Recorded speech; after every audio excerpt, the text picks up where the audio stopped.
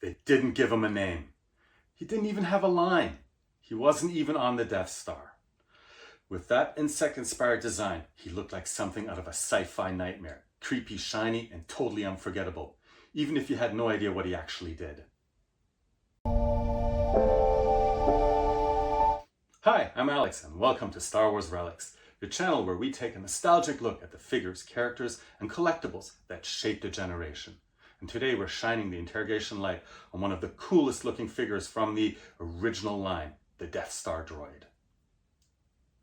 Our first glimpse of the Death Star Droid comes inside the Jawa Sandcrawler, just as everything begins to stir to life. He's seated among the other captured droids, looking around kind of menacingly. When the Jawas arrive at their destination, 3 Jawas enter and start selecting droids to be sold. The Death Star Droid comes across as timid as C-3PO. Ultimately, he is not selected to be offered up for sale.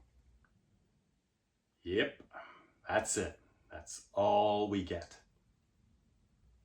Despite the name Death Star Droid, he's never actually shown on the Death Star in A New Hope. And the droid we do see aboard the Death Star, briefly passing Luke, Han, and Chewie as they wait for the elevator, might be from the same series, but that one is black with silver eyes. Either way, it's unlikely they're the same unit. So what's the story with this droid, and why did Kenner pick this background character for their original toy line? Some people brush past the moment, but I've always believed that the Death Star Droid gave R2 and 3PO away once the Empire caught up to the Jawas. It fits. The RA-7 designation came later in the expanded universe, where these droids were described as Imperial Espionage units, built to observe, report, and quietly serve the Empire's interest. There's nothing in canon, old or new, that confirmed this happened, no official backstory, no name, no clear motivation. But considering his model and purpose, I think it's probable he just did what he was programmed to do. So if the Death Star Droid didn't help the Empire track the droids, what was the point? The Death Star Droid was part of the second wave of figures and made his debut on the Star Wars 20 back. He also showed up later on the Empire Strikes Back, Return of the Jedi, and Tri-Logo cards. I'll give credit where it's due. The quality of the close-up is solid. It really showcases the detail of the Death Star Droid. He seems to be looking at the camera, but the card itself, I'm not a fan. The background was completely removed, which was probably the right call to help the figure stand out. But what they replaced it with is this odd blue-purple featureless sky. It's bland, it's lifeless, and it feels like a missed opportunity. It ends up looking more like a placeholder than a finished design. That said, we need to cut them a bit of slack. This was the late 70s. Editing a photo wasn't like it is now. Swapping out backgrounds until you found the right one just wasn't realistic. They were working with physical items and no internet. Still, even by those standards, this one feels a little phoned in. If you know where to look, the Death Star Droid is unmistakable in A New Hope. But to casual viewers, he's an easy one to miss. At first glance, Kenner really nailed the head sculpt. It has the shiny, bug-eyed look that makes the character stand out in the film. And while some details have been simplified, a surprising amount is still there if you look closely. The head is slightly elongated towards the back, but not nearly as much as it should be. Some of the sharper edges and panel lines are softened, but the overall shape and key features are intact. In the film, it's tricky to tell if the droid's eyes are actually black, but they're definitely darker than the rest of the head. Kenner got the essentials right, enough to make him instantly recognizable to fans, who remember his brief and almost completely forgettable appearance in the movie. When it comes to costume accuracy, things get a little tricky. We never really get a clean shot of the Death Star Droid standing. He's always sitting down, and that might be intentional. When I took a closer look, it looks like the costume includes silver shorts or pants, which probably didn't hold up well on camera. That said, most of the suit's details are represented on the figure. The chest piece has been smoothed into the sculpt, but otherwise the key elements are there. The arms seem fairly accurate in terms of detail, though just like with C-3PO, they're angled outward about 45 degrees too far, which hurts the on-screen accuracy. The shoulders are notably bulkier than the film, and the black paint doesn't match anything seen on screen. It seems to be more of an aesthetic choice than a screen-accurate detail. Color-wise, there is a big difference. On screen, the droid has a dirty, tarnished metal look. The Kenner version, on the other hand, goes full-on chrome. It's bright, shiny, and clean, which gives a completely different feel.